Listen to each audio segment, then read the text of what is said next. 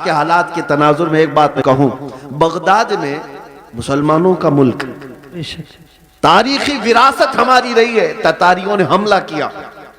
تباہ و برباد کیا بغداد کو، اور اتنا برباد کیا کہ مسلمانوں کی کھوپڑیوں سے مینار بنائے، دریائے دجلہ کا پانی خون سے لال ہو گیا۔ بادشاہ کی جو بیٹی تھی تتاریوں کی، ایک جگہ سے گزر رہی تھی،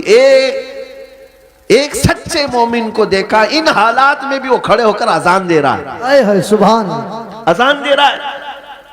بادشاہ کی بیٹی تھی، اس نے کہا یہ اب کہاں سے آواز آ رہی جب ہم قتل عام کر رہے ہیں، گردن مار رہے ہیں، یہ کون ہے جو اذان دے رہا ہے؟ فوجی فوراً گئے اور پکڑ لائے، یا نمازیں پڑھنے سے روک رہے ہیں، یہ گراؤنڈ میں نہیں پڑھیں گے، وہ میدان میں نہیں پڑھیں گے، کتنے میدانوں کو تم قبضہ کرو گے؟ ہاں تم صرف اور صرف میدانوں کو روک سکتے ہو، پیشانیوں کو جھکنے سے کبھی نہیں روک سکتے، کبھی نہیں روک۔ عبادت کا ذوق ہمارے پاس اللہ تعالیٰ کی آتا ہے، تو ایسے حالات میں اگر اذان دے رہا تھا کوئی، تو تتاریوں کی وہ بڑی عورت تھی، بادشاہ کی بیٹی، اس نے گرفتار کروایا، لاؤ اس مولوی کو، اب کون ہے اذان دے رہا ہے؟ اس کو پکڑ کر کے پوچھا تجھے خبر نہیں ہے بغداد پورا ٹوٹ گیا، تباہ ہو گیا، برباد ہو گیا، لاکھوں لوگوں کی لاشیں پڑی ہیں اسی بنیاد پر کہ تم مسلمان ہو، ہم مار رہے ہیں، اور پھر بھی تم اذان دے رہے ہو۔ اس نیک و صالح عالم ربانی نے کہا ہاں سب نظر آ رہا ہے لیکن مجھے میرا رب بھی ہے، میرے لیے میرا رب بھی ہے، دنیا چاہے جو بھی ہو، جب تک میری سانس نہیں نکلے گی تب تک میں اللہ اکبر کہتا رہوں۔ سبحان اللہ، سبحان۔ اب سنیے، اس خاتون نے متاثر ہو کر کے پوچھا اچھا اللہ سب سے بڑا ہے؟ اللہ سب سے بڑا ہے؟ کہا ہاں اللہ سب سے بڑا ہے، اسی کی تم عبادت کرتے ہو۔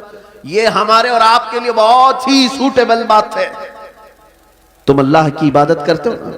لوگ یہ تم کو تانا ماریں گے اگر تم اللہ کی عبادت کرتے ہو تو اللہ تمہاری مدد کیوں نہیں کر رہا؟ یہی اس تتاری عورت نے کہا کہ تم اس کو اکبر کہتے ہو، پھر یہ بغداد میں یہ سب جو مرے ہیں یہ بھی تو وہی تھے، یہ بھی تو وہی تھے، یہ مارے گئے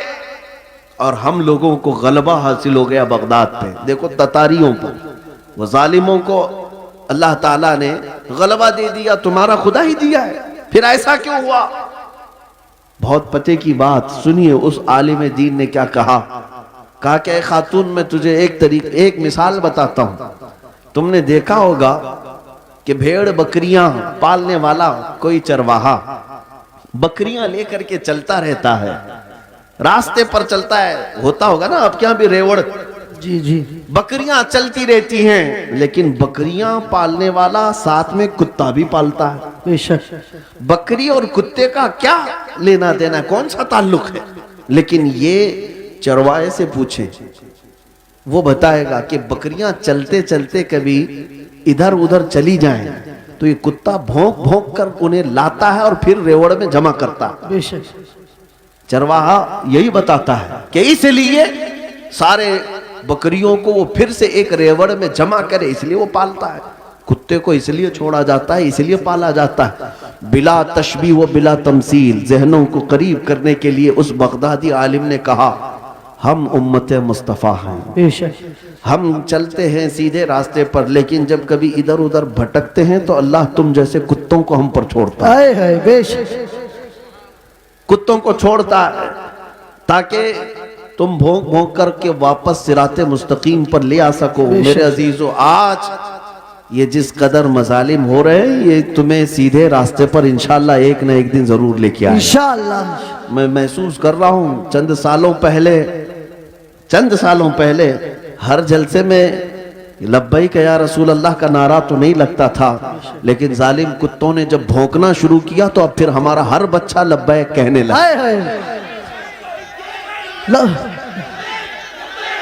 لبیک لبیک لبیک یا رسول اللہ، لبیک لبیک یا رسول اللہ، لبیک لبیک یا رسول اللہ، لبیک لبیک یا رسول اللہ۔ اب بات صرف اتنی ہے، میں نے جو عنوان آپ کے سامنے رکھا وہ یہی ہے کہ جب تم اپنی